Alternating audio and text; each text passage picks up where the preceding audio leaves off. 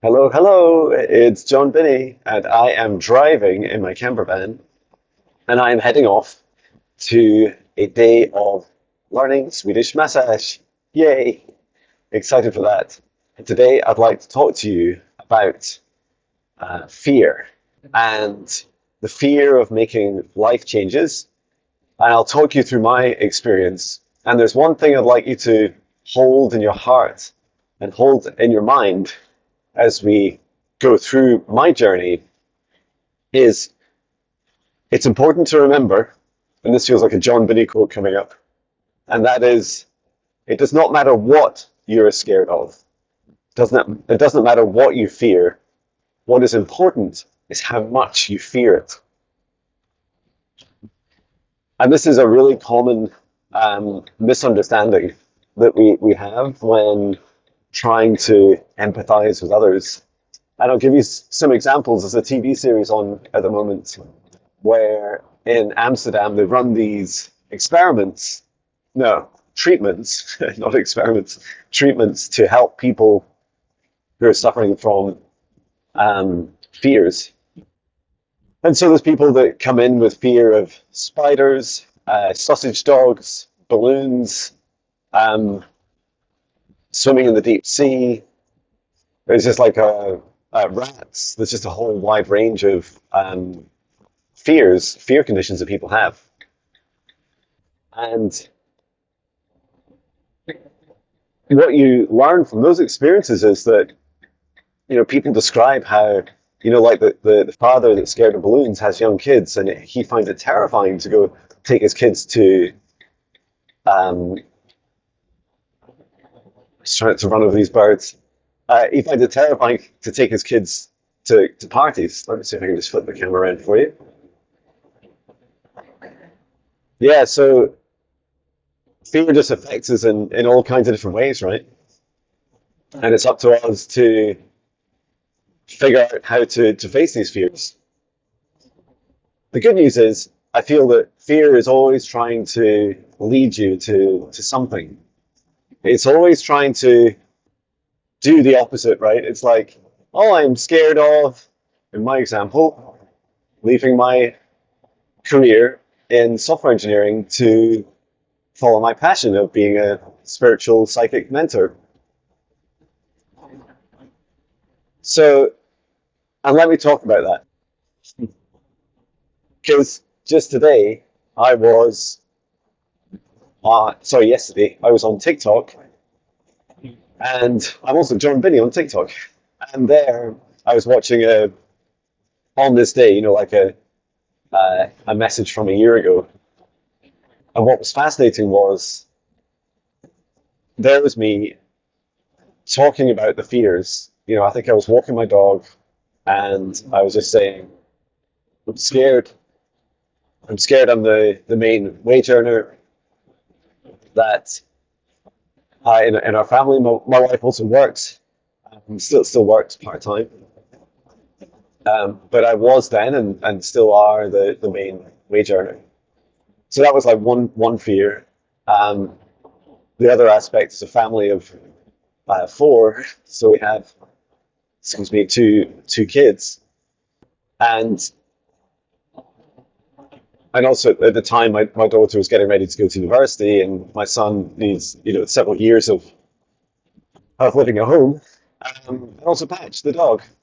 Um, at the time, we also had a holiday home, which was real lovely. We were the idea was to create it, to buy it as a business down in the Scottish borders, and then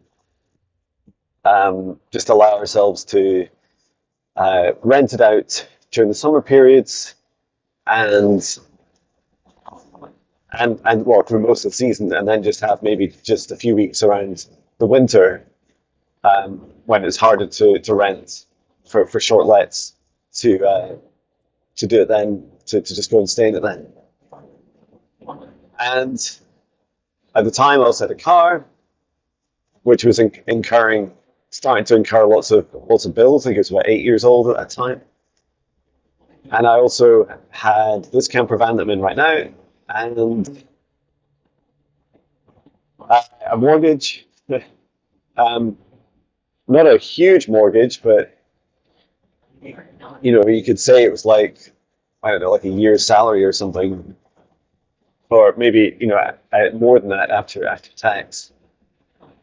So yeah, that was the kind of the risk and burden. I think there was also just the worry about the stress that it would put on the relationships between me and my wife and my kids, because I didn't know how I was going to be after I left my job. Like, would I be able to earn money? Would they start to lose faith in me?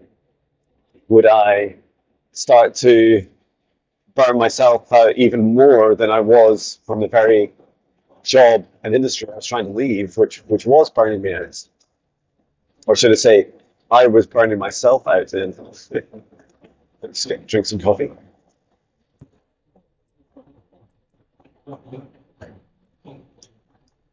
So yeah, there was like a whole range of fears. I think also um, I knew that at that time I just started doing, a year ago, I just started training in clinical reflexology, and I was becoming aware that um, it might be harder as a male, as a middle-aged male, especially with no, I was going to say hands-on experience. Yeah, like very little hands-on experience of um, doing treatments for people. Just I had experience of a few years of doing online sessions, but I'd never done anything in person, beyond a handful of sessions, and certainly not as a job or career, or known how to market myself.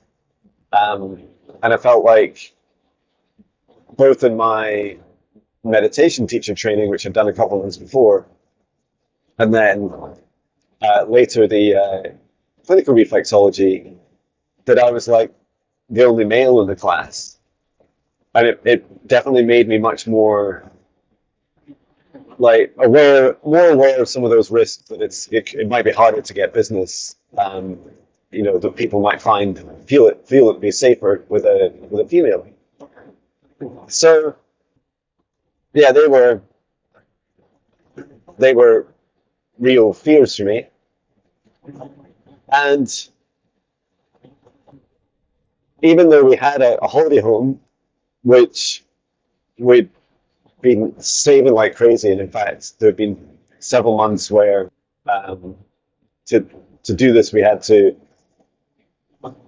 like max out our credit cards to achieve this, and have some really tight months. I remember like not being sure if we'd get through the month without, I don't know, checks bouncing or whatever. I don't really know how to describe that. Nowadays, they're just like transactions bouncing or being rejected. Uh, so yeah, we hit challenges where um, we really squeezed ourselves, and managed to pay off the mortgage for the holiday home, which was fantastic. But we still owned it, and for as long as you own something, it's still like a financial liability, if you like, especially an old place, so over 100 years old. So those fears for me, yeah, they really dominated my everyday. And some of my reactions were, I started to plan, and I say plan, I didn't really know the terms for it. Maybe a better term is, I've never created any plans, but more like prepare. And I started writing, like I started using some of the skills that I knew I had. For example, at Amazon, I'd learned how to write something called a PRFAQ, which is a press release frequently asked questions document. And the idea is you write it for about 3 years in advance. You describe um, your customer problem, who your customers are, what you what you've done for your customers, like why it's so impactful, and you write it like a press release in the future.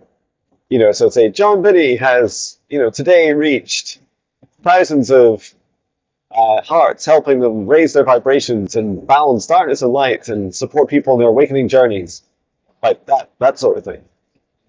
And I remember through December and into January, I wrote this. It's still on my website now, and I still go in and I tweak it and update it.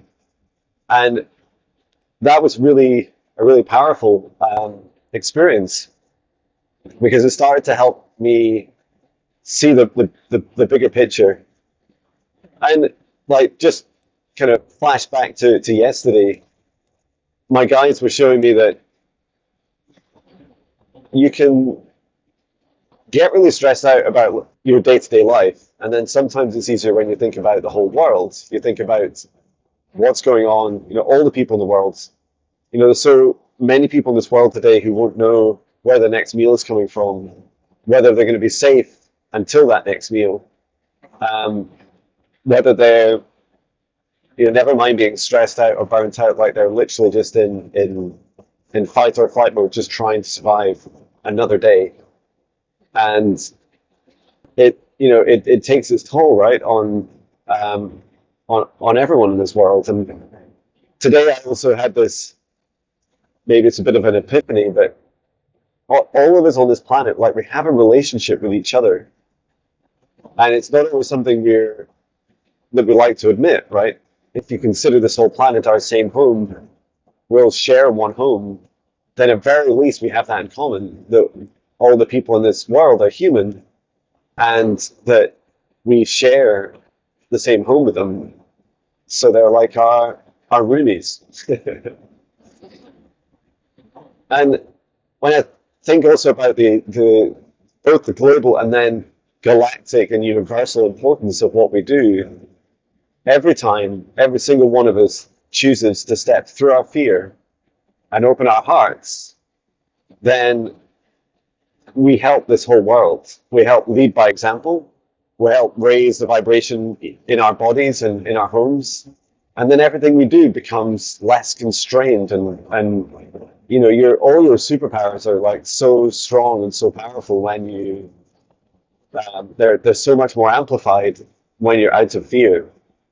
And when you're in fear, it's difficult to imagine what it's like on the other side of it, right? So just about this time a year ago, in fact, the time had just passed, maybe just like a couple of weeks before, I'd said to my boss that I was leaving. I was going to leave my corporate job, and I was going to leave by the end of 2024. 2024? 2024. Which is incredible, right? Like, if that was true, I would have just left a month ago. And I think that's important, right? To reflect on with your fear. The time isn't as important.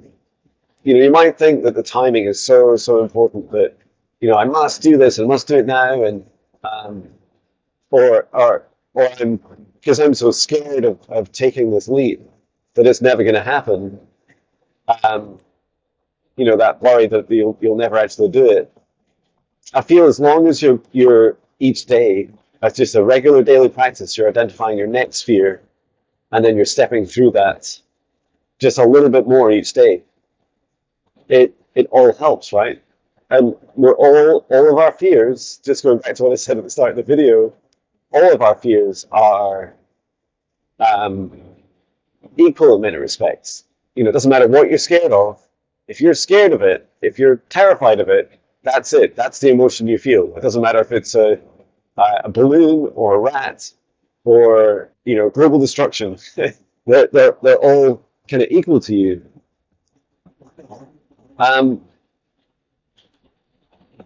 So I had told my boss I was going to leave, and I think that was some of the first things I started to experience was when I'd made the decision. So I'd spoken a lot with my wife about it, and for context, a lot of what was going on at my work was I was working 3 days a week, Tuesday, Wednesday, Thursday. There were a lot of hours, like probably 40 hours in 3 days on average. And it was very intense, and I was helping a lot of people, a lot of the teams I built, and also my boss was new. and we'd hired her into my old job. So it was like it was inevitable that I'd been part time for 2 years, that I was, that my role was really redundant. Um, and so if I talked about, without discussing numbers, talked about some of the challenges I faced logistically, another factor was our mortgage on our home. So we just had one mortgage, and that was on our home. That was due uh, to renew something like September last year, like September 2024.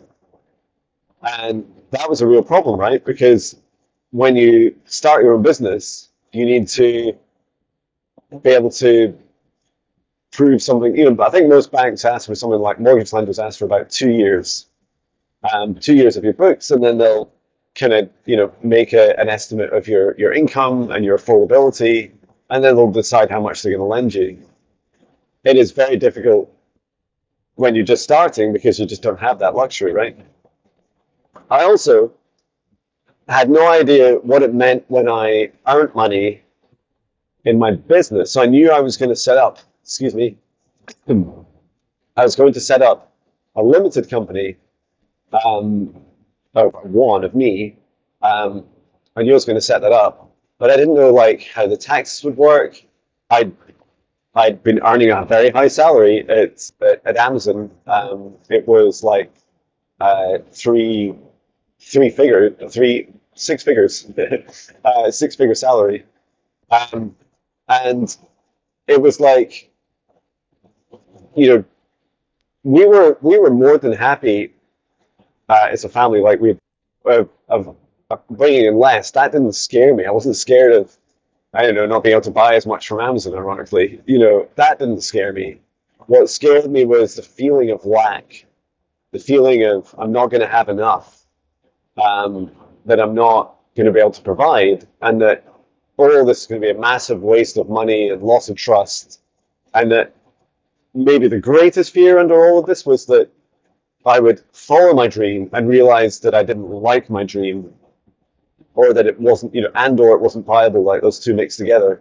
And then it end up going back to an industry I, fallen out of love with. And then what? Then how's John going to be happy? Or more importantly, or equally importantly, how is John going to fulfill his mission to help the planet? Um, and then when these kind of problems are all stacking up against you, all these fears, and don't get me wrong, we were in an incredibly fortunate position, um, with all these kind of building blocks to describe, and you could tell that, having some money in property, etc., although it was a liability while we owned it, but if we were able to sell it, it would make a big difference. Um, so the first thing we decided to do, and this was so hard, uh, was to sell our holiday home. And for context, if you believe in past lives, uh, I believe in a past life that, my wife and I had shared a past life in that same town, and I always dreamed of having a home together, and that we'd promised that in a future life we'd come back and have a home together. And so we did, and that I found that so difficult to. I didn't know that I didn't feel like I was breaking the promise to her, or to my wife's soul, even though it's not really something she's into, and I don't feel like I can really talk to her about it. But um, it felt it felt really important that, we would have this, you know, this place there, and this beautiful town. There are fascinating clouds here. We're just coming up on one which is like super dark, and then there's super light, like kind of mirror image below it. What is it? Every dark cloud has a silver lining. There we go. Um, I love that. And maybe the silver lining's even bigger than the dark cloud, right? You just don't know until you get there. So yeah, we decided, after a lot of discussion, that we would sell our holiday home. And then we had, this is in a street, right? A street of holiday homes in Kelso, the Scottish border. So in that there are homes that people are letting out. Um, and they'd been on the market for over a year. And we watched them just sit there. So that's what made us really nervous. So like, well, we might have money in this house and we could this holiday home, we could sell it, but first of all, do we want to? And then secondly, even if we did, would we have to wait a year? And we had our mortgage renewal coming up. I didn't know how much money I was going to earn, if any, in my first year following my dream. So anyway, we got an estate agent round. Rather than just like take the kind of fear's word for it, if you like, we started to find out the facts. And our estate agent came round. They took a look and said, "You're going to sell this fast," because we just had it redecorated at a lot of like thousands of pounds, and it was looking fantastic. All the furniture in it, fully dressed because it's a rental place, and has beautiful character and an amazing location and a really big place. Think for your money, you get a huge amount of rooms as well, and it sold in days. I couldn't believe it. As in the sale was agreed in days, obviously to get the cash in days. So that was just phenomenal. And also at that time, I've been saying at my work, I said, when there was conversations about my role and not really sure what my boss saying, I don't really know what role we'll have for you longer term. Um, I said, well, maybe you could make me redundant. Because I already said I want to leave. It was just at the end of the year, so this would be leaving slightly earlier, and even better, getting paid money to do so. Um, so yeah, we went through that process. My boss contacted HR, and I eventually found myself in the US of all places on a phone call. I was near Washington, there on business. I was on a phone call with HR and my boss, and they were making me redundant, and it was just such a happy moment. And I don't mean that in a cynical way. Like, I really appreciate, if you ever listen to this, Naz, who's my boss, thank you so much. And that was like a nasty chip on my windscreen. And this is a new windscreen as well. So yeah, it was really, really beautiful to experience what it felt like for me. The universe was lining things up, and like at every step, things just become what's the word? The impossible is made possible by a seemingly miracle. Like at that time when you're in the peak of your fear, and it's like almost like I'm walking up. I often talk about the doors of fear. It's like I was walking up to that door of my fear, and it felt like, I don't know what's going to happen. I don't know what's on the other side. It feels like there's a cliff on the other side. If I step through this door, I'm going to fall off the cliff, and I'm going to be, I'm going to fail at my dream life. Nothing's going to make me happy. All my family and my wife's family will be unhappy with me, and I'll also be broke. I'll be like living under a bridge in a cardboard box if I'm lucky. And these things just were all in my mind all at once. And of course, this is also the great power of fear, is that it kind of what's the word? It compounds like all together. Everything's like crammed in together for no helpful reason other than to maximize the experience of fear. So I did manage to get redundancy. I didn't know how much I would get, but as it turned out, the way things worked was it was enough money to be able to pay off the remaining mortgage, which was phenomenal. Um, I had a couple more months to work at my corporate job, and which, did, given that I knew I was leaving, they were paying me to leave, and that I was leaving to go into my new job, it my new job, my new business, that it gave me time to start to mentally prepare. So that felt really good. Um, and then I just continued to uh, we continued to go through the sale of the our holiday home, and I think that happened in May. So there was still like time through something like I think March and April was I was still working my corporate job. Um, and then actually, although I left the office at the end of April, I was contracted until the 30th of May. And in that time, I think by mid-May, we managed to sell our holiday home and actually receive the funds, which had been a couple of weeks delayed. And there was a time when we didn't have a lot of money in our um, bank account, but we knew that that was coming. And then we did sell, and then suddenly it made things, things felt a lot better. The and then you think, oh, it's okay for John. He managed to, have enough, save enough money to buy a holiday home that he was renting out, and he had a big fancy corporate job, and then he sold those things, got rid of those things, and he was left with money he could then go off and start building his new business of future with. Now that's all, you know, interesting facts, right? But I also had almost no pension. And at age 47, I'm now 48, I was not really sure like what would happen with things like my pension. I didn't at that time I didn't even know how much I had in my pension.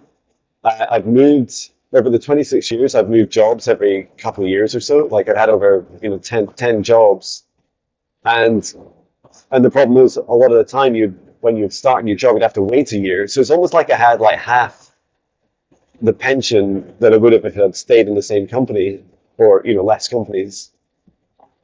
And and so all we were doing, well, whilst we knew we could definitely get by the next month, and for several months, it was also our pension. And so, yeah, we just didn't know, how long this would work out. And if I ended up with no pension, then what would we do? Um,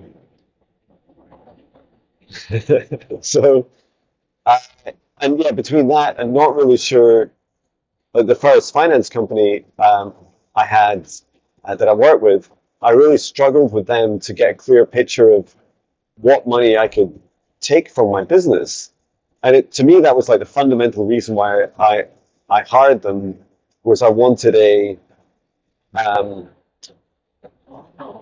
people to explain to me, if £1,000 comes into my company, of that, how much am I able uh, to receive as cash in my personal account? And it might seem like a simple question, but as I still know to this day, and having changed accountants like finance companies, that that is still a difficult question to answer, and there's many factors. But I've got a much better understanding of what that is. But also this question of, well, how much money do I need to earn? And this is still a question that fascinates us. Um, and I think, roughly speaking, um, I don't like this is just like a total guess, right? And I could be quite wrong, but it's just to give you a sense of how things are in my head at the moment. For every number, so and it could just be like £1,000 I see on my sales. So like my Wix website receives all the sales for in-person sessions, client online sessions, and trading and all like everything. It all goes through my Wix website. And the payment providers are Stripe and PayPal that I use. So what was fascinating was I'd see a number. So let's say if the number was £1,000, I now I think that something like after there's so many costs, right? There's the cost of running the website, there's the cost per transaction, like foreign exchange transaction. Like if you when you buy something from me from America, I then pay the tax and the foreign exchange rate on it, um, and then there's also the what happens after that? Then there's after the cost of me running the business, running the website, there's a whole load of things like my costs like my app, um, for MailChimp that I use for newsletters. I pay for uh, the ability to send out emails after my client sessions, Zoom costs. Now, as a business goes, although it's quite a long list, maybe like 10 of these things, um, it's and I think actually the costs have been about £1,000 per month. Um, so even in that £1,000 by itself, I would earn nothing. I'd hit zero.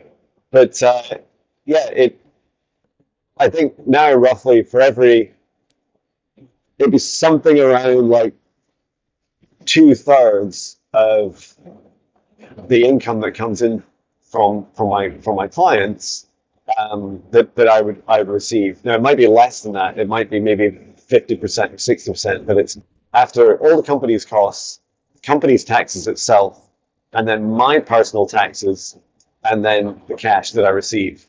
And these are just like also the actual numbers in some respects are less important to me, but having like a rough sense of both what comes in and then what it's like living off that seems really important. And I still feel here we are in February, happy February, there's still a journey for me to understand how much we really need to live off. Um, so that's another factor. And right now I'm really keen to put as much into my pension as I can because um, would like it to be uh, bigger so that have more flexibility later in life, or to retire early, or to be able to semi-retire, etc. Um, so yeah, we kind of rabbit holed on the money, but I thought that was important because it was one of the biggest fears I had. So so that was really important to start discovering. Um, and I remember like some of the best advice I heard was when I just started. You're building a business. You're building a business. So it's almost like when you step through the door of your fear, it's like that kind of ring of fire. It's like your greatest fears are realized. You're like, okay, so now all those things I was worried about are now happening, happening real time. I've got to keep my home and get through a mortgage renewal, and and it was just incredible to be able to pay off the mortgage, which feels like a massive luxury, way ahead of anything we'd ever planned in our lives. And yet, at the cost of what, like, not really being sure about our pension, not really being sure about what would happen with the holiday house. Would it take a year to sell? And it was heartbreaking to sell it. Um, I also sold our car, um, and it was interesting. The reason we sold the car was it was another vehicle. Like, there's only one of us that drives in the family, and that's me. So, and I had to. Our driveway, whilst massive, now has a caravan and a camper van, and did have a car in it. And literally, I'd come out the house and have to move either the camper van or the car out of the way, and move them back so that I could take one of the vehicles depending on where we wanted to go or what we were doing. And it's like, this is crazy. It's really annoying for starters. And then also I'm paying for, the fuel and maintenance and tax, insurance for a vehicle I don't even like drive to work anymore. Um, so that was a huge thing. Um, So yeah, we just agreed I just sell it. So I took it to WeBuyAnyCar.com and actually got a pretty good price. They said it was like the lowest auction price, but I think it was just under half of what I paid for it. Only what was it like six, seven, maybe 7 or 8 years ago. So I was so happy. I was like, this is amazing. And it wasn't really for the money, and wasn't because I felt in lack. It's because I felt like it was another thing that was complicated, another thing to have to pay out for when actually I just want just constantly searching for simplicity. I also went through all of our monthly outgoings with a fine tooth comb, and guess what? I found that for several years I've been paying for a US Audible account. Not only did I not use, but I don't think I could even use in this country. So that was fascinating. And, you know, the money, the hundreds of pounds that I paid for it over those years, I just have to put down to experience. I also went through like I have an Android phone, so the Google Play Store, you can go through all your subscriptions. And for ones I definitely needed, I kept, but there was very few. Ones I wasn't sure about, I stopped. And then ones that I needed, but I thought, well, there's alternative ways of getting around it, like using it, like maybe it takes me more time. I I did something like pause or cancel, knowing that it's okay to restart. Because guess what? All these companies that do any kind of membership or subscription, um, they will always allow you to sign up anytime, even if you just left. So you're thinking, and it's funny when I think about it, because now, if I timed it right, some of these things I wouldn't need to pay for while I'm on holiday, right? I could just say, oh, actually, my monthly, I don't know, what's something I can pay monthly? MailChimp, I could pause it and say, I'm not going to use it for 2 weeks, so I'm just pausing the service.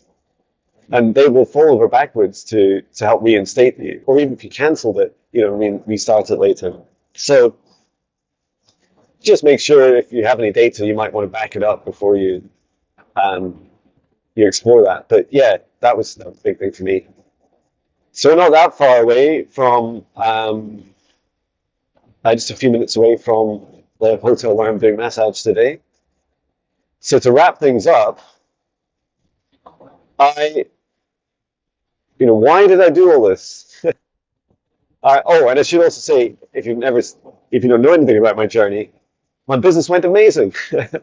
And as of November last year, I was fully booked for like 5, 6 months, and now I have tons of new clients and uh, earn, plenty of money. I mean, it's still, ups and downs and sort of roller coasters that you go through, but getting used to that is